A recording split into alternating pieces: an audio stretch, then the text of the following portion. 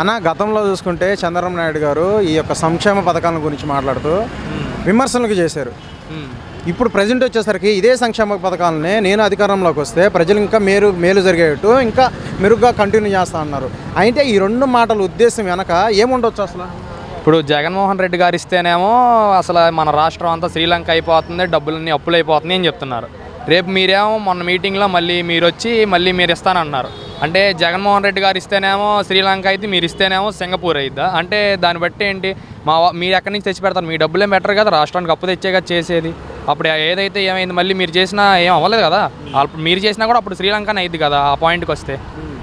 అంటే ఇప్పుడు రెండు విధాలుగా మాట్లాడారు కదా. మరి ఇప్పుడు అంటే ఏమనుకోవచ్చు, గతంలో విమర్శించారు, మరి ఈ రోజు వచ్చేసరికి ఇదే పథకాలను కంటిన్యూ చేస్తానన్నప్పుడు అంటే సక్సెస్ అయ్యారు కాబట్టి ఈ పథకాలను కంటిన్యూ చేస్తాను ఒక విధంగా మనం అనుకోవచ్చు, భావించవచ్చు. మరి బాబు గారి మాటల ఉద్దేశం కనుక అంటే చంద్రమోహన్ రెడ్డి గారు ఏమన్నారు అప్పుడు, అంటే ఆయన వల్ల ఏం చేస్తే ఎలా ఉండేది ప్రభుత్వం అని జగన్మోహన్ రెడ్డి గారు వచ్చి చేసి చూపించారు.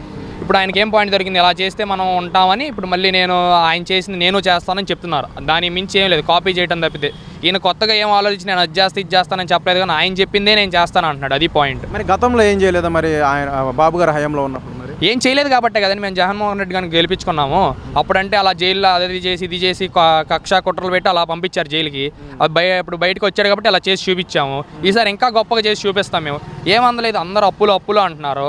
కరోనా అప్పుడు ఏ రాష్ట్రంలో ఇచ్చారా? ప్రతి నెల ఉచితంగా బియ్యం ఇచ్చారు. అందరు ప్రతి ఒక్క పేదవాళ్ళకి బియ్యం అందినాయి, రేషన్ కార్డు ఉన్న ప్రతి ఒక్కరికి బియ్యం అందినాయి. మరి ఇంకా అప్పులు అవ్వాలంటే ఇప్పుడు అందరూ ఆదుకున్నారు కదా, ఎవరికి ఏం కాకుండా. మరి అన్ని చేసి ఇంటింటికి వచ్చి పెన్షన్ చేస్తూ ఉంటే మరి ఇంకేమైద్ది అవ్వకుండా? అప్పులంటే అంతా జరుగుతుంది కదా. మరి ఇంకా అంతకు మించి అంటే ఎవరన్నా ఏమైనా చేయగలుగుతారు? పెట్రోల్ రేట్ పెరిగింది. మనకి తెలంగాణకి మనకేమన్నా 500, వాళ్ళకేమో 100 రూపాయలు ఉంది, వాళ్ళకి మనకు 2 రూపాయలు ట్యాక్సుల ప్రకారం. అంతకు మించి ఏం లేదు, అది కేంద్రం అంత ట్యాక్స్.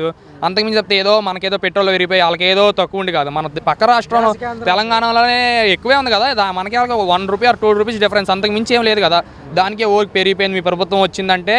మొన్న ఇంతకు ముందు రోజుల్లో ఎంత ఉండేదండి, బండి 1,00,000 రూపాయలు ఉండేది, ఇప్పుడు 2 లక్షలు వచ్చింది. అంటే జగన్ వచ్చినా 2 లక్షలు అయిపోయింది, బండి అవ్వలేదు కదా. ఏదైనా అంతే, ఆ జగన్ వచ్చాడని ఇదేదన్నీ ఏంటంటే జగన్ మీదకి ఏమీ చెప్పడానికి లేక ఇవన్నీ తెస్తున్నారు తప్పితే దాని మించి అయితే ఏమీ లేదండి. ప్రభుత్వం మాకైతే సూపర్ ఉంది అసలు. మళ్ళీ అయినా సరే మేము జగన్నే గెలిపిస్తాము, అందులో ఏ డోకా లేదు. ఓకే, ఇప్పుడు జగన్ సూపర్ అంటున్నారు, బాగానే చేస్తున్నారు, మళ్ళీ నెక్స్ట్ మేము తెచ్చుకుంటామని అంటున్నారు. మరి వీళ్ళు ఎందుకు ప్రధానంగా చూస్తే మరి సైకో పాలన ఈ మాటలు ఎందుకు మాట్లాడుతున్నారు? మరి ఎక్కడ చూసినా కూడా రాష్ట్రం కూడా విధ్వంసానికి గురైంది. ఎక్కడ చూసినా సరే లా అండ్ ఆర్డర్ ఇష్యూ కూడా విపరీతంగా పెరిగిపోయింది, క్రైమ్ రేట్స్ కావచ్చు. ఎక్కడ చూసినా సరే ప్రతి వ్యక్తి మీద కూడా అంటే ప్రశ్నించినా సరే ఒక కేసులు పెట్టడం, దొంగ కేసులు కావచ్చు, అక్కడ రాజకీయ కుట్రలు జరగవచ్చు. ఇలాంటి ఎందుకు మాట్లాడుతున్నారు మరి వాళ్ళు? ఇప్పుడు క్రైమ్ రేట్ పెరిగింది అంటున్నారు, దిశ యాప్ పెట్టారు, అన్నీ పెట్టారు. ఇంతకుముందు ఆయన రోజుల్లో ఉన్నప్పుడు అంటే లేదా, అసలు క్రైమే జరగలేదా? జరిగినాయి కదా, ఇప్పుడు జరుగుతాయి కదా. అవి తగ్గించడం కోసం ఇంకా ఆయన దిశ యాప్ పెట్టారు, ఇంకా అన్నీ చేస్తున్నారు. అంటే మెల్లమెల్లగా డెవలప్ అవుతుంది. ఇది ఒక్క 5 సంవత్సరాల్లోనే ఫస్ట్ నుంచి లాస్ట్ దాకా అన్నీ జరగాలంటే కుదరదు కదా. అటు ప్రభుత్వం చూడాలి, ఇటు అప్పులు చూసుకోవాలి, ఇటు జనాలను చూసుకోవాలి, అటు రాజధాని చూసుకోవాలి. అన్నీ ఒక్కసారి అంటే ఒక్క 5 సంవత్సరాలు జరగదు కదా. మరి ఆయన అన్నాళ్ళు పాలన చేశారు, అన్ని పాలనలో మరి ఆయన దాంట్లో ఎందుకు జరిగినాయి? మరి ఆయన దాంట్లో ఒక్కటి కూడా జరగలేదు, జరిగినాయి కదా ఆయన దాంట్లో కూడా. ఇంకా ఏమీ జరగకూడదండి. ఒక్క 5 సంవత్సరాలు అన్నీ కష్టం అండి. ఇంకో 5 సంవత్సరాల్లో చూడండి ఎందుకు డెవలప్ అవుతుందో. ప్రతి ఊరికి హాస్పిటల్ కట్టించారు, ఉచితంగా హాస్పిటల్లో చేపిస్తున్నారు. ఇంకా అంతకంటే ఆయన అసలు అది కూడా చేయలేదు కదా. నేను వచ్చినప్పుడు నెక్స్ట్ టైం చేస్తాను అని చెప్పడానికి కూడా. ఆ స్కూళ్ళల్లో అమ్మఒడి అంటున్నారు, గవర్నమెంట్ స్కూల్ అసలు ప్రైవేట్ స్కూల్ కంటే సూపర్ ఉన్నాయి ఇప్పుడు అసలు. మీరు ఏ గవర్నమెంట్ స్కూల్కి వెళ్ళి చూడండి, అసలు ప్రతి ఒక్కరికి బట్టలు, షూస్, బ్యాగులు ఏమన్నారు. బ్యాగులు చిరిగిపోతాయి అంటే మనం బయట కొన్న బ్యాగ్ కానీ చిరిగిపోకుండా ఏమి ఎల్లకాలం ఉండదు కదా, చిరిగిపోతాయి అవి. బ్యాగులు ఇచ్చారు మీరు కానీ చిరిగిపోతాయి, అది తప్పండి అసలు. అది మనం చూసుకునే జాగ్రత్తను బట్టి ఉండాలి. మీరు అది కూడా ఇవ్వలేదు కదా. మీరు ఉన్నప్పుడు అసలు ఎలా ఉన్నాయి అవన్నీ, బాత్రూమ్లు అవన్నీ ఇప్పుడు ఎంత నీట్గా ఉన్నాయి, డ్రింకింగ్ వాటర్ కానీ అవన్నీ సూపర్ ఉన్నాయి కదా. మరి ఫుడ్ కూడా ఫ్రీగా పెడుతున్నారు. దాన్ని బట్టి మనం ఏం ఆలోచించాలంటే వాళ్ళు అది కూడా చేయలేదు అసలు, జగన్ చేసింది కూడా. ఇప్పుడేమంటున్నారు, నేను చేస్తానన్నారు. పవన్ కళ్యాణ్ గారు ఉన్నారు, ఏమంటున్నారు, ఏం మాట్లాడితే మనల్ని ఎవరు ఆపేది, నేను మీకు ఎదురు వస్తాను అంటున్నారు. ఆయన ఒక్కడు రాలేకే చంద్రబాబు గారితో కలిసి వచ్చి మళ్ళీ ఇంకా నేను మనల్ని ఎవడు ఆపేదంటే ఇంకా అంతకుమించి మేమేం చెప్తాము. ఇద్దరు కలిసి వచ్చి కూడా ఇంకా జగన్ మీద రివర్స్ అవుతున్నారంటే ఇంకా అంతకంటే నేచర్ ఏమి ఉండదండి. కానీ ఒక్కొక్కరికి పవన్ కళ్యాణ్ ఒక్కరిని 15 సీట్లు గెలిచి చూపిమానండి, అసలు గెలిచి చూపిమానండి. ఇప్పుడు అందరు జనం వచ్చారు నా దగ్గరికి, యూత్ మొత్తం వస్తుంది అంటున్నారు. ఏ సినిమా హీరో అయినా సరే అండి, 40 సినిమాలు తీసినా సరే, 30 సినిమాలే తిని ఒక్క హీరో వచ్చినా కూడా అంతమంది జనం రారా? ఇప్పుడు ఒక్కసారి ఎగ్జాంపుల్కి మహేష్ బాబు, ప్రభాస్ ఎవరో ఒకళ్ళు పార్టీ పరంగా కాకుండా విజయవాడ ఎక్కడికైనా వస్తే రారా అభిమానులు, అలాగే ఆయనకు కూడా అభిమానులు వస్తున్నారు. అంతకు మించి తప్పితే ఆయన ఏదో గెలిచేస్తాడని తప్పితే గెలిచేస్తాడని ఏం కాదండి అసలు. ఈసారి ఎలాంటి ఎఫెక్ట్ ఉండొచ్చు మరి? ఈసారి వీళ్ళందరూ ఏమనుకుంటున్నారంటే అందరూ పోయినసారి వచ్చిన ఓట్ల కంటే తక్కువ రావచ్చు, జగన్ని అందరూ విమర్శిస్తున్నారు, అటు వెళ్ళిపోతున్నారు, వ్యతిరేకిస్తున్నారు అనుకుంటున్నారు. వాళ్ళకి తెలియదు ఏంటంటే ఈసారి ఇంతకు ముందు కంటే ఇంకా ఎక్కువ సీట్లు వస్తాయి. అది వీళ్ళు తెలుసుకోలేకపోతున్నారు. పవన్ కళ్యాణ్ మీద ఎలాంటివి ఉండొచ్చు అభిప్రాయం? పవన్ కళ్యాణ్ మీద అంటే అందరూ ఏమంటున్నారంటే లాస్ట్ టైం జగన్కి ఛాన్స్ ఇచ్చాం, ఈసారి పవన్ కళ్యాణ్ ఛాన్స్ ఇద్దాం అన్నారు. కానీ ఛాన్స్ ఇద్దామన్నా కూడా తను ఇప్పుడే చెప్పేశాడు కదా, నేను తనకు మద్దతు ఇచ్చేసాను, ఇంకే ఏ విధంగా తనకు ఛాన్స్ ఇస్తామండి. ఇప్పుడు ఒకవేళ పవన్ కళ్యాణ్ గెలిచినా కూడా చంద్రబాబు కదా సీఎం, ఇంకా ఏ విధంగా తను అసలు నమ్మేస్తారో, ఓట్లు కూడా ఎవరు వేయరండి. ఇప్పుడు యూత్ ఉంటే ఆఖరికి వాళ్ళ నాన్న రాజశేఖర రెడ్డి అయ్యి ఉండి వాళ్ళ అబ్బాయి పవన్ కళ్యాణ్ ఫ్యాన్ అయినా సరే వాళ్ళ నాన్న వేయడు, కంపల్సరీ జగన్కే వేస్తాడు. వాళ్ళ అబ్బాయి చెప్పినా కూడా ఎండు, ఎందుకంటే వాళ్ళకి అంత ప్రభుత్వం బాగుంది. ఆడవాళ్ళకైనా మగవాళ్ళకైనా ఆటో డ్రైవర్లకైనా లేడీస్కైనా అమ్మఒడి అని, పిల్లలకేమో అన్నీ వస్తున్నాయి. ఇంక దీని మించి ఇంకేం చేయగలరు? ఎవరో ఏం చేయలేరు కదా. మరి ఎలా విమర్శిస్తే మరి తెలంగాణకు మనకు పోలిస్తే ఆంధ్రప్రదేశ్ గొప్పదానిగా ఉంది. ఓకే, మీరు వచ్చేసరికి ఇప్పుడు ప్రతి ఒక్కళ్ళు కూడా మంచి జరుగుతుంది సీఎం గారు అంటే జగన్ గారి యొక్క పరిపాలనలో అని చెప్పేసి మీరు అంటున్నారు. మరి ఇప్పుడు పేదవాడికి బాగోగులు చూసుకుందే టీడీపీ పార్టీ. సో అలాంటి టీడీపీ పార్టీ మళ్ళీ వస్తేనే మళ్ళీ పేదవాడికి మంచి జరుగుతుంది అని చెప్పేసి వాళ్ళు ఎందుకు ప్రశ్నిస్తారు? మరి ఇప్పుడు జరుగుతుందని కూడా మరి అబద్ధాలా? మరి వాళ్ళు ఎందుకు అట్లా మాట్లాడుతున్నారు? ఇప్పుడు పేదవాళ్ళకి ఏం అందలేదు అనేది తప్పండి. ఇప్పుడు ప్రతి పేదవాడు అంటే ఇప్పుడు పేదవాళ్ళకి ఇల్లు లేని వాళ్ళందరికీ ఇల్లు ఇస్తున్నారు కదా, మీరు అసలు ఇచ్చారా?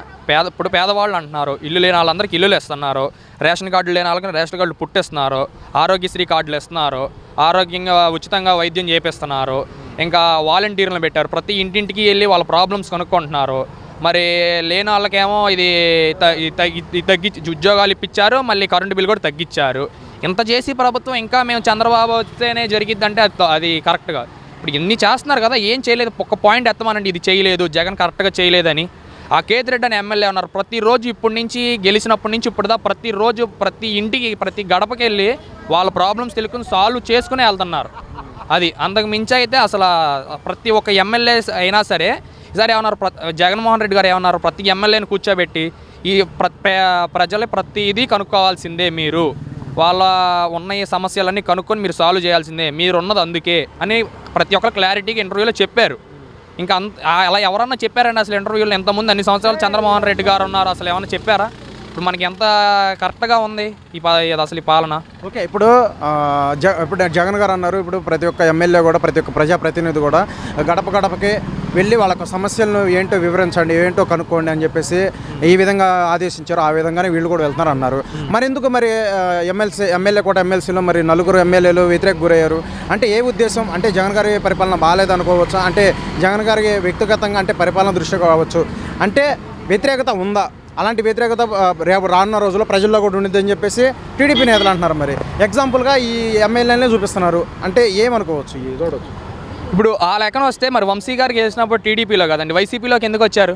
అలా చూస్తే మరి ఇప్పుడు వీళ్ళు ముగ్గురు వెళ్ళిపోయారు అన్న ఒకటే ప్రశ్న తప్పితే మరి నువ్వు మిగతా వాళ్ళని ఎందుకు గెలిపించుకోలేకపోయావు? మరి ఎందుకు ఎగ్జాంపుల్ ఇప్పుడు మా నియోజకవర్గం గన్నవరం అండి, మా కేరళగడ్డ వెంకటరావు గారు ఓడిపోయారు, టీడీపీ వంశీ గారు గెలిచారు. మరి గెలిచిన తెల్లారి పొద్దున్నే ఎందుకని వైసీపీలోకి వచ్చారు? ఇప్పుడు మీరు ముగ్గురు వచ్చారని చెప్తున్నారు కదా, ఎగ్జాంపుల్ నేను ఒకళ్ళనే చెప్తున్నాను కదా, ఎందుకు వచ్చారు? అసలు ఎమ్మెల్యేనే వచ్చేసాడు కదా, మీ దాంట్లో ఎంత వ్యతిరేకం ఉంటే మా దాంట్లోకి వచ్చేస్తారు ఎమ్మెల్యే గారు. ఆ పాయింట్కి వస్తే ఇది పాయింటేనండి. ఇది వీళ్ళన్నీ సృష్టించింది తప్పితే ఏం లేదు. వాళ్ళు ముగ్గురు అన్నారు, అది ఎలా జరిగింది ఏంటనే దాని మీదే ఉన్నారు. అది జరిగినప్పుడు చెప్తారు, అది ఎలా జరిగింది ఏంటి, అసలు డబ్బులు అమ్ముడు పోయారా లేదా, అసలు ఏంటి బెదిరిచ్చారా, అసలు ఏం చేశారని చెప్తారు. ఓకే, ఈ 4 ఎమ్మెల్యేలని సస్పెండ్ చేయడం మరి మీరేమనుకుంటున్నారు? అది పార్టీ అంటే ముందుగానే మీకు టికెట్ రాదు, మీరు ప్రజల్లో బలంగా లేరు కాబట్టి అని ఇలాంటి నిర్ణయం తీసుకున్నారంటే రాబోయే ఎన్నికల్లో ఉన్నాయి కానీ కాలయాపన చేసేసి మాట్లాడవచ్చు. కానీ ఇలాంటి డిసిషన్ తీసుకోవడం వెనక నిజంగా ఏమనుకున్నారు జగన్ గారు? అంటే ఒకవేళ ఇలాంటి డిసిషన్ తీసుకోవడంతో వాళ్ళు వెళ్ళిపోయే ఛాన్స్ ఉండొచ్చు, వ్యతిరేకత ఉండొచ్చు, అయినా సరే ఈ సస్పెండ్ అంటే ప్రజల్లో లేరు కాబట్టి, బలం లేదు కాబట్టి మీకు సీట్ రాకపోవచ్చు నెక్స్ట్ ఎన్నికల్లో, ఈసారి చూద్దాం. ఇలాంటి మాటలనే మరి ఏ విధంగా చూడొచ్చు? అంటే గతంలో ఇలాంటి సీఎంలు ఎవరైనా ఉన్నారా?